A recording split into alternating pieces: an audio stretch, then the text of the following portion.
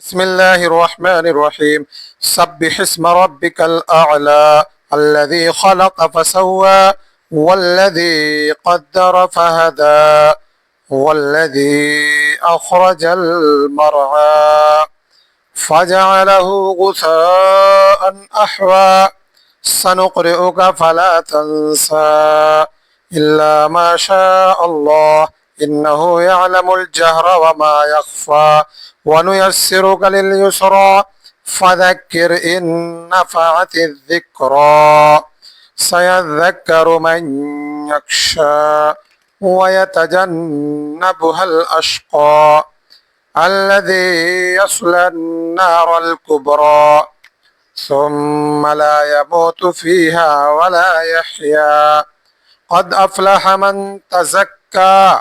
وذكر اسم ربه فصلى بل تؤثرون الحياة الدنيا والآخرة خير وأبقى